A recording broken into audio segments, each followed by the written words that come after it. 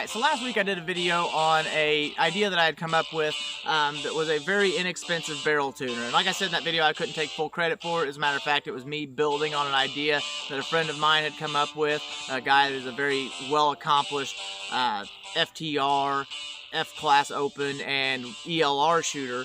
And I saw that he had a barrel tuner that he had created out of something different on his FTR rifle a couple weekends ago at a match, and it gave me the idea to see what I couldn't come up with along the same vein to tune my barrel, and I came up with this shaft collar that fit perfectly over my 1-inch bull barrel, and they make these in various sizes. So like I said in that video, you can get them in pretty much any size you need it for, and was able to really tune my barrel very well with this shaft collar. And I put the video out, and the thing absolutely blew up. Now, by blew up, I mean blew up by my channel standards. Typically, my channel gets like 600, maybe 700 views within the first week on a video. So I was blown away when I uploaded this video, went back to check it the very next day, and the thing had already had over 2,000 views. Like I said, for me, that's a whole lot of views on a video, and I was really surprised how much interest there was in this $2 barrel tuner.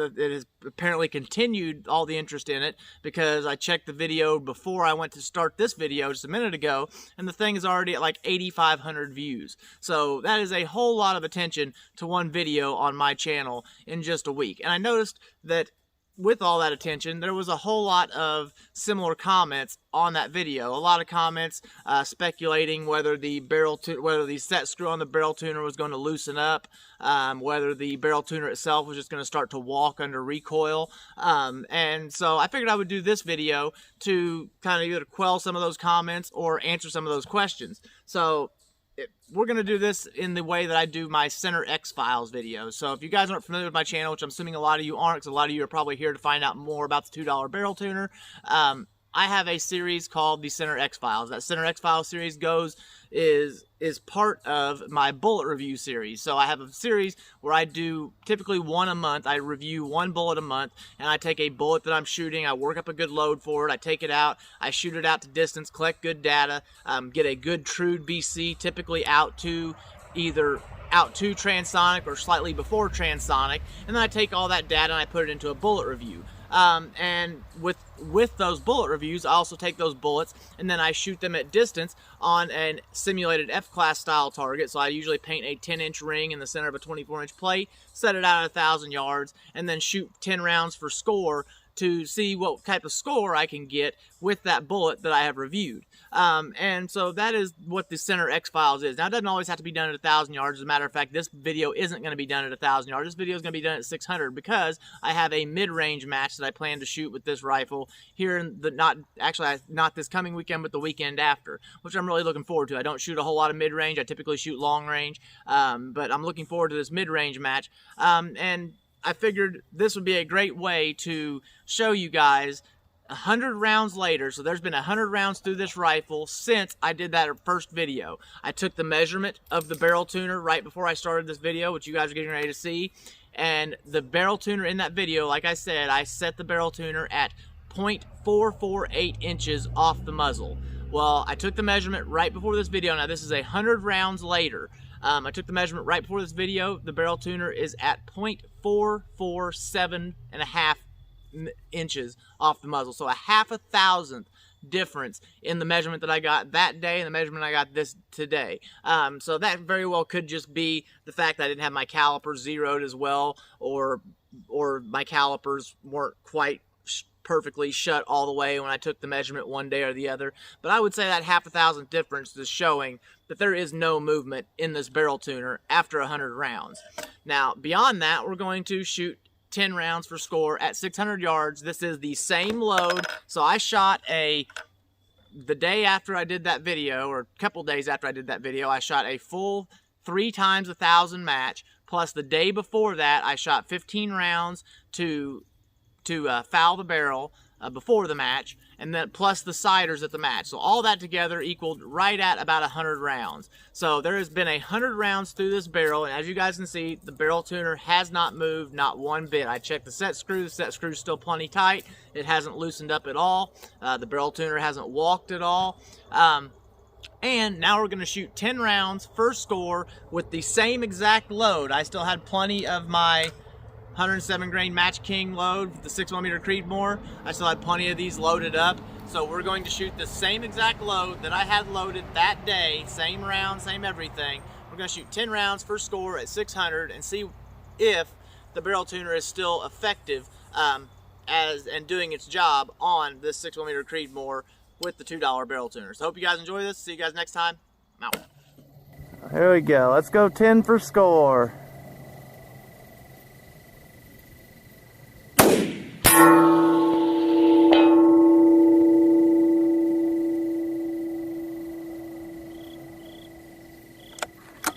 Okay.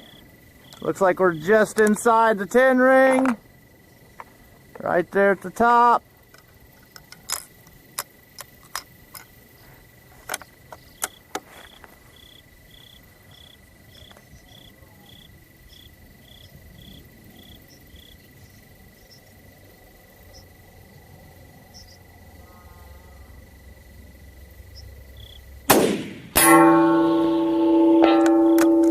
There's the next ring.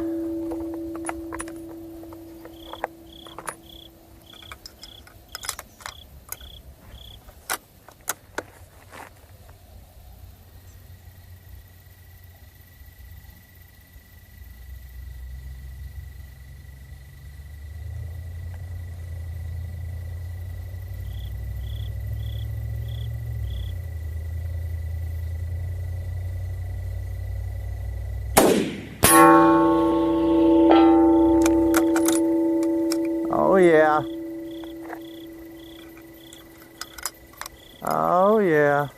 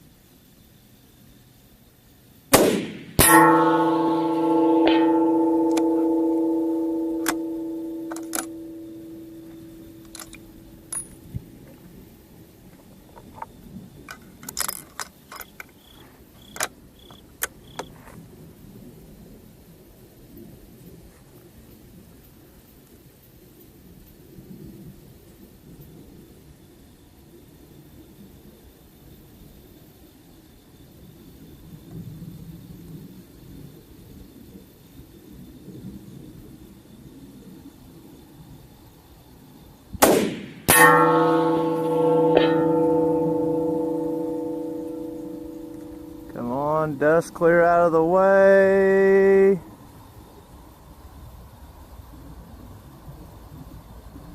Boys, I don't know, but that looks like it's clean.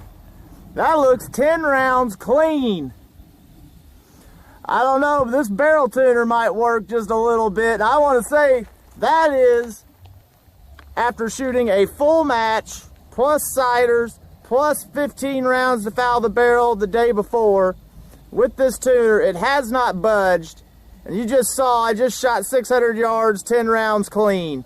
I mean, the two that are low are the two ciders. Every other one stacked in that 10 ring. That's a 5.5 inch ring, as a matter of fact, so slightly smaller than the actual 600 yard 10 ring. And we just cleaned it with the 6 Creed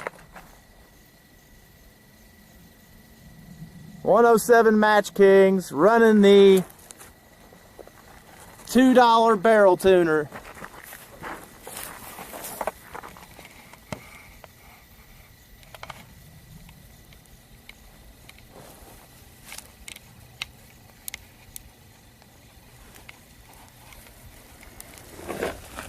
Alright, so of course I would blow it on the very last shot. So as you can see here, this is our highest shot. That is not outside of that 10 ring. That would have broke the paper. Like I said, this is a 5.5 inch circle because that's what size of target I had to make the circle. So the 10 ring is actually 6 inches at 600.